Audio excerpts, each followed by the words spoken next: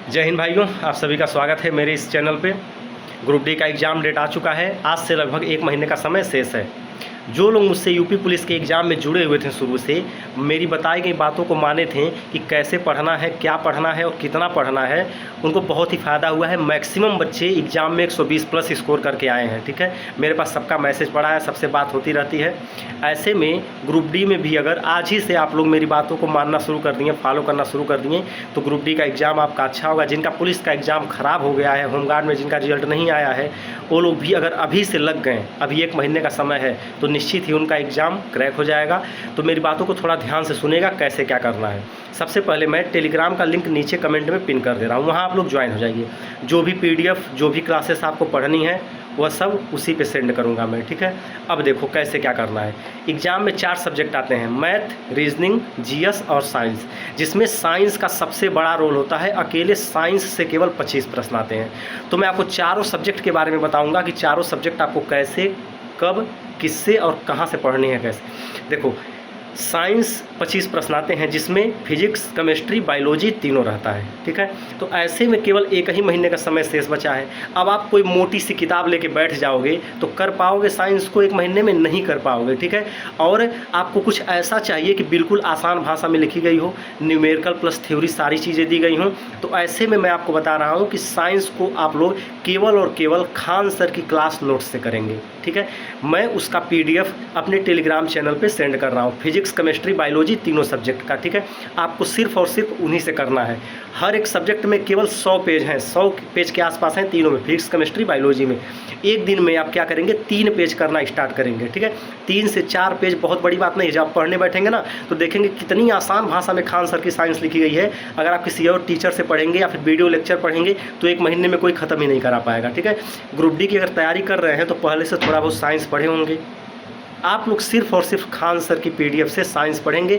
किताब जिनके पास हो क्लास नोट्स की खान सर वाली, वो और अच्छी बात है। ठीक है, तो आप लोग वहाँ से कर सकते हैं, नहीं तो PDF से आप पढ़ सकते हैं। खरीदने की ज़रूरत नहीं है, मैं अपने टेलीग्राम पे सेंड कर दे रहा हूँ। ठीक है, ये साइंस का हो गया झमेला ख़त्म। रीजनिंग और GS के लिए मैं आपको बता रहा हूँ। रीजनिंग और GS के लिए आपको वीडियो लेक्चर देखनी है। ठीक है, अब चैप्टर वाइज या टॉपिक वाइज आपको कोई चीज़ नहीं पढ़नी है। जितना पढ़ना था उतना पढ़ चुके हैं। अब आपको सिर्फ प्रैक्टिस करनी है GS और रीजनिंग की। रीजनिंग और GS के लिए आप YouTube पे सर्च करेंगे रफ्तार सीरीज रीजनिंग और रफ्तार सीरीज GS। ठीक है, YouTube पे बस ऐसे डालिएगा रफ्तार सीरीज रीजनिंग, पूरी प्लेलिस्ट आ जाएगी। और डालेंगे रफ्तार सीरीज GS तो पूरी प्लेलिस्ट आ जाएगी। 59 क्लास हैं। ठीक है, GS की क्लास में, GS की प्लेलिस्ट में 59 क्लास।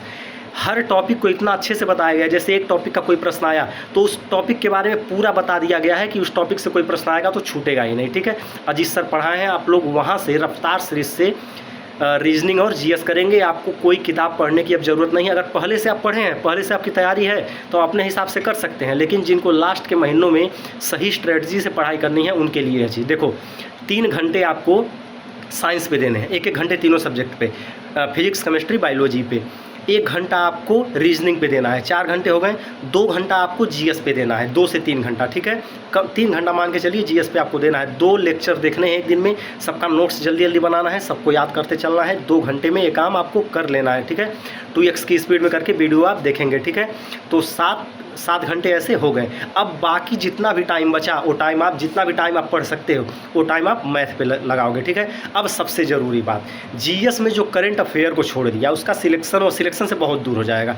अब मतलब हर एक एग्ज़ाम, जितने भी एग्ज़ाम हो रहे हैं, उसमें GS का बहुत बड़ा रोल है, जान लीजिए। सॉरी, GS में करंट अफेयर का बहुत बड़ा रोल है। हर मतलब 20 प्रश्न अगर है ना, तो 20 प्रश्न में कम से कम 4 से 5 प्रश्न मिनिमम, बता रहा हूँ, 5 प्रश्न आपके करंट अफेयर के रहने ही रहने हैं। ठीक है, कम से कम 5 प्रश्न। तो मैं करंट अफेयर पिछले 6 महीने का आपको पढ़ना है, और 6 महीने के करंट अफेयर का PDF मैं अपने टेलीग्राम पे सेंड कर दे रहा हूँ। पढ़ना कैसे है आपको, मतलब देखो, 1 महीने का करंट अफेयर आपको 4 दिन में ख़त्म करना है। ठीक है, 1 महीने के करंट अफेयर में 70 प्रश्न हैं, 70 से 80 प्रश्न। तो एक दिन में अगर आप 20 प्रश्न केवल याद कर रहे हैं तो 4 दिन में ख़त्म हो जाएगा। ऐसे 6 महीने का कितने दिन में ख़त्म हो जाएगा? 24 दिन में। जो ऐसा कर लिया, ठीक है, उसमें देखो करंट अफेयर वाली PDF में ना स्टैटिक बहुत अच्छा दिया है, तो आपको स्टैटिक अलग से पढ़ने की ज़रूरत नहीं है। जैसे GI टैग कोई नया बना है तो GI टैग का पूरा ब्यौरा उसमें दे दिया है कि GI टैग कब आया था भारत में, पहला GI टैग किसे दिया गया था, सब कुछ दे दिया है। ठीक है, ऐसे रामसर साइट के बारे में कोई नया रामसर साइट बना तो पूरा रामसर साइट के बारे में खंगाल के उसमें रख दिया है। ठीक है, तो इस तरह से आपको अपनी तैयारी करनी है अच्छे से। करंट अफेयर हो गया, कैसे पढ़ना है बता दिया। 1 महीने का करंट अफेयर आपको 4 दिन में ख़त्म करना है, ठीक है। करंट अफेयर ऐसे साइड में करके आप करोगे तो हो जाएगा। 11-12 घंटे पढ़ाई करनी ही पड़ेगी। मैं इतना जो बोल रहा हूँ ना, देखो बहुत मतलब इस सही स्ट्रेटजी बता रहा हूँ आपको। जो लोग ऐसे पढ़ेंगे उन्हीं का सिलेक्शन होगा। समय आप फिक्स करिए। मान लो अभी आप फिजिक्स पढ़ने बैठे तो फिजिक्स पढ़ने के बाद तुरंत केमिस्ट्री मत लेके बैठ जाना, या तो रीजनिंग पढ़ लो या तो मैथ पढ़ लो, ठीक है। ऐसे एक टेक्निकल एक थ्योरेटिकल सब्जेक्ट आपको पढ़ना है। करंट अफेयर पढ़ लो, करंट अफेयर के साथ में केमिस्ट्री पढ़ लो, बायोलॉजी के साथ में रीजनिंग पढ़ लो। ऐसे एक बार बैठना है तो आपको 2-2 सब्जेक्ट का निपटारा करना है, ठीक है। 2 सब्जेक्ट कम से कम। तो ऐसे आपको कम से कम 10-12 घंटे का शेड्यूल बना लेना है अच्छे से, और अपनी तैयारी पे आज ही से लग जाओ। नहीं तो भाई पुलिस का एग्ज़ाम ख़राब गया, होमगार्ड का एग्ज़ाम ख़राब गया, और यूपीएसआई का एग्ज़ाम ख़राब गया, लेखपाल का एग्ज़ाम ख़राब गया, ग्रुप डी भी चला जाएगा, पता ही नहीं चलेगा आपको। और इसके बाद जितनी भी भर्तियां आ रही हैं उसमें मतलब इतना टफ कंपटीशन होने जा रहा है कि आप लोग मतलब सोच भी नहीं सकते हो कि कैसे उसको क्रैक करेंगे। आपका मतलब पूरा दिमाग ख़राब हो जाएगा। कट ऑफ, क्योंकि आप देख रहे हो हर एग्ज़ाम के कितनी ज़्यादा कट ऑफ जा रही है। ऐसे में अभी ग्रुप डी आपके पास आखिरी मौका समझ के इसको 1 महीने के लिए अपने आप को पूरा झोंक दो इसमें, ठीक है।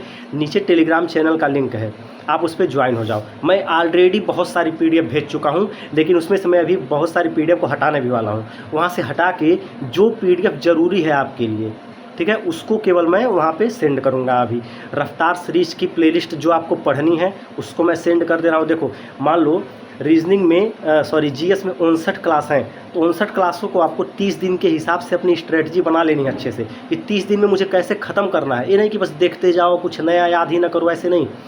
देखना भी है, याद भी करना है। जैसे मान लो चंपारण से एक प्रश्न पूछ दिया, चंपारण से लेकर कोई भी प्रश्न पूछ दिया, तो उस चंपारण के बारे में अब जितने भी फैक्ट एग्जाम में बन सकते हैं सब कुछ उस क्लास में बताया गया है ऐसे, ठीक है। तो उन सबको भी आपको याद कर लेना है। तो इस तरह से अगर आप अपनी तैयारी करेंगे तभी काम हो पाएगा कि कोई टॉपिक बताया जा रहा है तो उस टॉपिक से संबंधित पूरा जितना भी हो याद कर लो। रीजनिंग का केवल और केवल आपको प्रैक्टिस करना है। रीजनिंग मैक्सिमम लोगों की मजबूत रहती है, ज़्यादा मेहनत करने की ज़रूरत नहीं है रीजनिंग पे, ठीक है। मैथ के लिए आपको क्या करना है, सिंपली आपको मैं जो PDF भेज रहा हूँ 249 पेज की PDF है, उसको लगता है पीछे मैं मैथ के बारे में नहीं बताया हूँ ना। हाँ, तो मैथ के बारे में यही है, एक 249 पेज की PDF है, ठीक है। मैं आपको उस टेलीग्राम पे अपने सेंड कर दे रहा हूँ। आप 249 पेज को किस हिसाब से पढ़ेंगे कि 30 दिन में ख़त्म हो जाए। देखो भाई, जो अभी मैथ सीख रहा है ना उसके लिए एग्ज़ाम नहीं है। ग्रुप डी का मैथ अच्छे लेवल का आता है, होमगार्ड और कांस्टेबल से कठिन नहीं आएगा, उससे आसान नहीं होता है। तो जो अभी मैथ सीख रहा है उसके लिए फिर मुश्किल हो जाएगा इस एग्ज़ाम को निकालना। तो जिनका मैथ तैयार है, मतलब मान लो 25 प्रश्न आ रहे हैं तो उसमें 20 प्रश्न जो कर ले जा रहा है उसके लिए वह PDF है। अच्छे ले देखो, सवाल तो उसमें कांस्टेबल, असिस्टेंट ऑपरेटर, UPSI के दिए गए हैं, लेकिन मेरे हिसाब से जो उतना कर लेता है उसका ग्रुप डी में एक भी सवाल नहीं फंसेगा, ठीक है। और मैं टेलीग्राम पे ऐड रहिएगा, समय समय पे बताते रहूँगा कैसे आपको क्या करना है, ठीक है। तो मैं सारी PDF भेज दे रहा हूँ जो आपको ज़रूरी है, सारी क्लासेस भेज दे रहा हूँ, आप लोग पढ़ाई शुरू करिए। चलिए, धन्यवाद।